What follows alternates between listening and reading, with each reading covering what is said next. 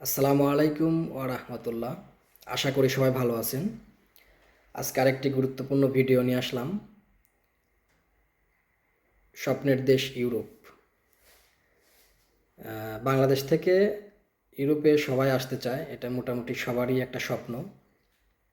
কিন্তু বেশি আবেগিত হয়ে অনেক বাংলাদেশি যারা অবৈধভাবে ইউরোপে আসে, এর জন্য যে কি হয়, বা যেটা লিবিয়াতে নৌকাডুবির ঘটনাটাই বিস্তারিত বলে বোঝাইছিলাম আপনাদের। তো আসলে ইউরোপ আসতে গেলে আপনাকে অবৈধ পথ কখনোই বেছে নেবেন না। আপনি সর্বোচ্চ চেষ্টা করবেন, 100% চেষ্টা করবেন বৈধ পথে ইউরোপ আসার জন্য।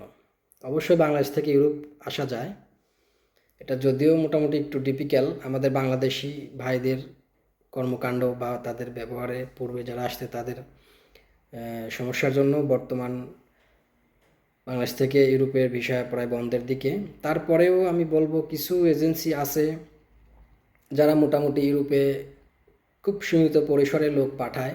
যেমন বাংলাদেশ থেকে রোমানিয়া আসা যায়, এর জন্য আপনাকে ইন্ডিয়া এম্বাসি ফেস করতে হবে। স্লোভাকিয়া আসা যায়, আপনার নন সেনজেন কান্ট্রি মলদোভা এবং সার্বিয়া।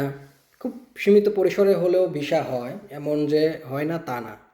মোটামুটি ইতালিতেও আসা যায় মাঝে মাঝে, যারা অনেক একটু ধৈর্য ধরে থাকেন, চেষ্টা করেন, মোটামুটি যায়। তো এটাই বলবো যে আপনারা ইউরোপে আসতে গেলে অবশ্যই অবৈধ পথ কখনোই নির্বাচন করবেন না। এটা আপনার জন্য জীবনের সবথেকে বড় ভুল।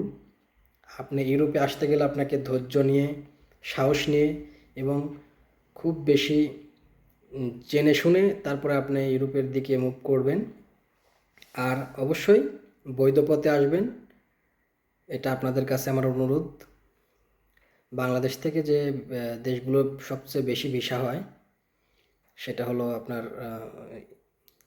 রোমানিয়া।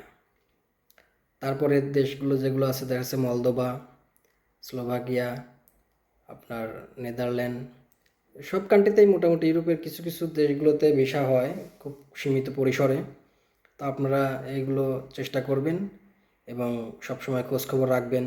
ইন্ডিয়া ভিসা খুলে দিলে অ্যাম্বাসি ফেস করবেন, এই সবগুলো আপনারা মাথার মধ্যে নিয়ে সবসময় চেষ্টা চালিয়ে যাবেন। আশা করি আপনারা সফল হতে পারবেন এবং খুব সীমিত পরিসরে হলেও আপনারা এর মধ্যে থাকবেন ইনশাল্লাহ।